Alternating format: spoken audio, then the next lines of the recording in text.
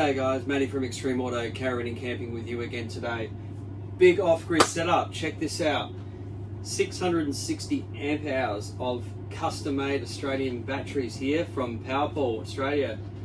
Big shout out to old mate, doing a really good job over there with these batteries. These are huge, these have a continuous discharge of 250 per battery. One battery decides to turn off for whatever reason, it'll continue to run from the other with no dramas because it can discharge that 250.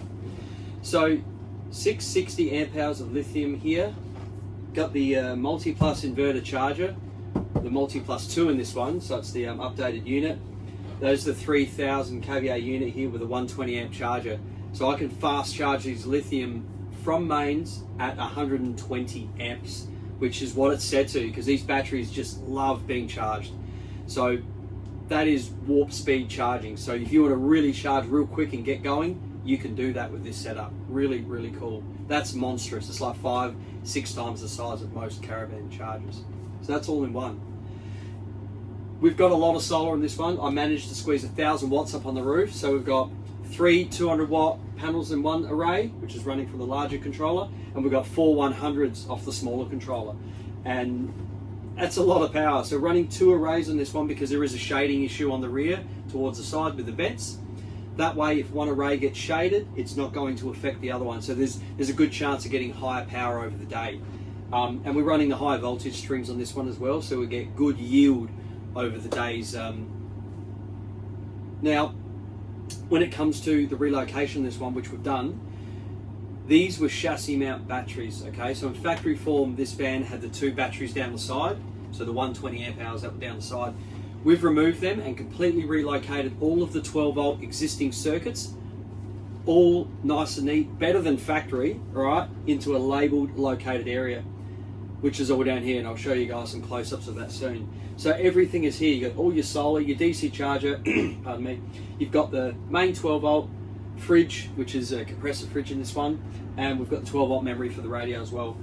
Diesel heater has obviously been labelled and done as well, but it's all neat and tidy in the one area. Now, because we've gone for all of the Victron stuff on this one, including the DC charger for the vehicle, which is a 30 amp model, so it'll charge while he's driving. Because we've done all of the Victron stuff with the smart shunt, the inverter, the solar controllers, rather than log on to each individual item to view them on your smartphone, which you can do, once you start getting to a lot of Victron items, it can be quite tricky and quite just a bit hard to see. You know, rather than have individual stuff, we go for the turbo or the servo, however you want to pronounce it, which has the Touch 50, the touch display. Now on that, which I'll show you guys in a second, I can view and control all of the stuff I have here. They're all connected to it. And I'm talking about turning the inverter on and off. I can throttle the input for this. So if I've got a Honda 1 or a Honda 2 or a 2.2, I can tell the Caravan the most to pull from the input. So what that means is if you do have a Honda 1, which is what, 850 watts or thereabouts, if I don't want it to clip off and bog out like they always do when you turn something on in the Caravan, I can set the AC current limit to suit that generator. So as an example, I'd set it for 2 or 3 amps, which is about 800 watts thereabouts, and the most this will pull from the generator is 800 watts. Now what if you turned on a kettle at 2000? Where does the rest of that power come from? Batteries. This will prioritize and work out what's best required based on what you set it for. So yeah, if I'm pulling 800 from the generator, the rest of the power, the other 1200 watts, will come from the batteries. That's if I set it at that. So it's really cool. So when you're at a caravan park or you're on a 15 amp power supply, well, you're obviously going to set it for 15 or 16. So you would leave it at that because then it's going to pull, 3,500 watts from your input. If you draw over 3,500 watts in this, which highly unlikely it's possible, the inverter will push it beyond that. This will put in its power on top of its input. It is very clever. It's called an assist mode. Very smart. So it'll actually use battery power on top of what's coming in. Really good for big inductive loads that are turning on. So if you had a spike that, like an old air conditioner that would kick in, or if you flicked on your kettle really quickly, and it just went over that 3,500 for a few minutes, this will run it without tripping anything. Really cool to have that. The advantage of having the display is you can control that input at will. So if you're on a 10 amp power supply at someone's property and run one of those orange amphibian, you know, the 10 amp to 15 amp converters, they're not actually a converter, they're just a limiting device. It limits you to 10 amps, 2,400 watts, okay? So when you run one of those amphibians, that circuit breaker will go click when you go above 2,400 watts. Well, you can still do that on this. The difference is you can now set that to pull a maximum of 2,400 from that plug. And if you happen to turn on more, well, it's not going to clip off anymore. Not in this setup. It'll continue to use the battery power above that 2,400 to run things like toasters and kettles at the same time. You can do that with the Victron. Very smart system. So once again, guys, 660 amp hours of premium, custom-made, like awesome lithium. I'm loving these. These don't even move when you put a load on them. They hold 13.2 their whole life. They're amazing. 660 amp hours of lithium, Victron Multiplus 3012 120. Got the solar charge controllers, two of them. Got the 30 and the 50, both in high voltage strings to yield good power. And we've got the Orion smart DC to DC charger for the vehicle charging here. There we go, guys. Once again, running the Dometic Harrier Plus. We've got the temperature in here at the moment, and we are running and charging at the same time.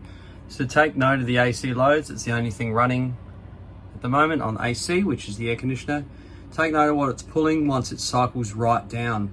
So we've reached temperature in here, and that's what it uses. All right, so we've got a lot of solar on the roof on this one. So like I was saying, about 1,000 watts we managed to squeeze up on the roof. And we've got slightly overcast, sort of high level cloud conditions, and the efficiency of these panels are really good. And that's what we're doing now. So we're charging while running the air conditioner. Completely off grid. So we're off grid at the moment, guys, with this this test for you to see. And we're in pretty good sun now. The sun's starting to poke its head out from behind those really top level clouds. I would call it full sun, all right? So we've got 1,000 watts of solar on the roof. It's getting pretty close to that.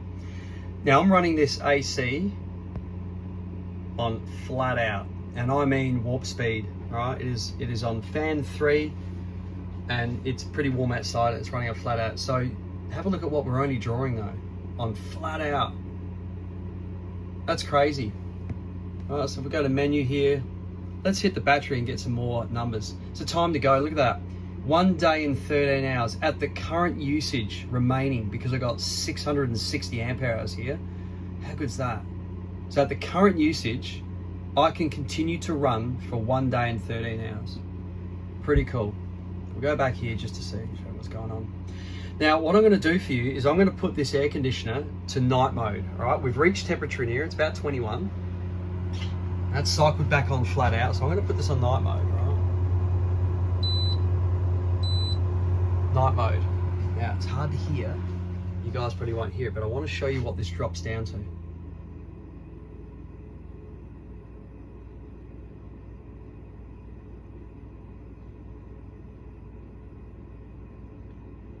And take note of the AC loads. Let's drop right off. Now look at the consumption. So this is night mode. Now what night mode means is these will cycle down to a lower RPM. Okay, and I can hear it. Might be hard for you guys to hear. So what it does, I don't recommend it to keep your van, to get your van cold.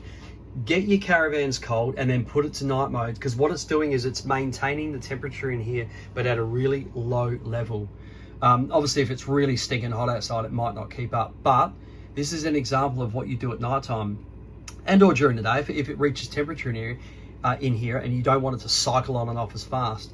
Now, look at that. I'm only pulling 4 from the battery. And funny enough, that's probably lights, and I've got a compressor fridge here running. So I'm running a fair few lights. Got 2 Sirocco fans going there.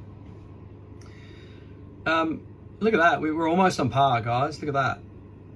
That's pretty good. Now, This one here is for shore power, so obviously we would have plugged mains in, you're going to see a number here. Very easy to read, very easy to understand. And I was speaking to you before about the throttle control on the input, the AC current limit. So if I were to set this to say 10 amps, all right, and hit accept, what that means is the most it'll pull from our 15 amp plug is 10 amps, which is 2,400 watts. Now the rest of that power can come from the battery. So like I said, great for generators. This is a feature that is going to be used for generators and when you're on a 10 amp power supply with an amphibian and you want to limit that current to stop circuit breakers going off all the time. A really good little feature that Victron does. The advantage is obviously with the touch displays, I can do this on the fly like this. The only other option is with the manual control. You can get the remote panel, which basically has a switch for on and off on the inverter and charger only, and then you get a little dial, which you can do the same thing. But for this job here, obviously it's all on a touchscreen. Really easy to use and really easy to see. So there we go, guys. Nice and easy to read. So we'll do a cheeky test here for everyone in YouTube world. So we've got the kettle rated at, I think, 1800 to, yep, a couple of thousand watts there. Got a 4-banger toaster, not a 2, there's a 4-banger toaster, so it's probably be a bit more. It's about, oh yeah, about 1200, 1000. And we're running the air conditioner, all right? So let's just focus on this here, AC loads, and let's focus on what's happening down here, all right? So let's turn you on. Now I'll hang that kettle up there. I reckon we'll go, let's go kettle.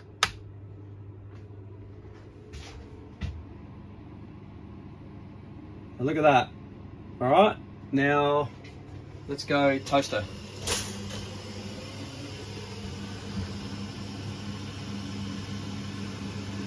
Take note of the little flashing lighter there. That's called overload. Now, these inverters will run at a continuous rating of about 2,400 watts continuous, but it'll run in that overload for a fair few amount of minutes without any dramas. They're designed to do this. They've got a peak of 5,500 watts, guys. But look at the amps. That's coming straight out of the battery. That's the PowerPaul batteries, guys.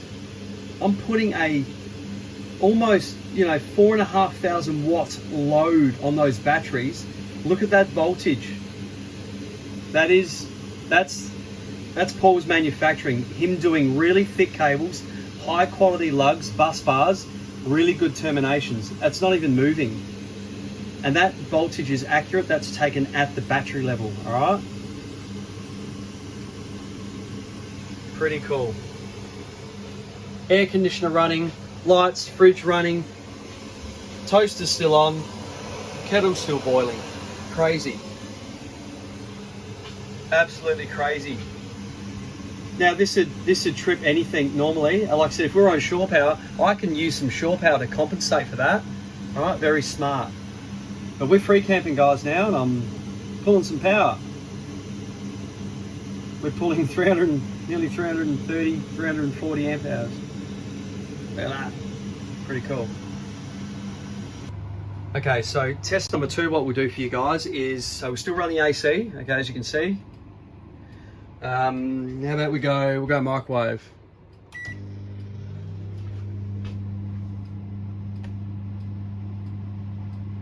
Right, and should we do kettle? Yeah, why not? I reckon this will really jam it up. Might overload and not run. Don't know. Well, there you go, not bad. So that toaster's actually about the same as the microwave. There you go. Look at that. Kettle running, microwave running, and the AC running, guys. All completely off-grid batteries. Battery power at its finest, and that's how you do it. Check the overload there, guys. See that? So these will do that, completely normal. The Victron, it just means it's pulling more than 2,400 watts. And like I said, these have a peak of about 5,500, and that will settle. I mean, we're only boiling, how long does it take to boil a kettle? A couple of minutes. you know, it doesn't take long, so completely normal for it to do it. Look at that, it's just amazing. So 2470, and it's just on overload, and that's exactly what the design is supposed to do.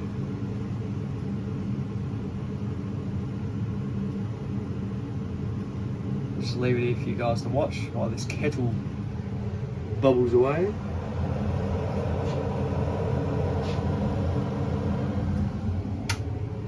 Oh, she just clicked off. There we go.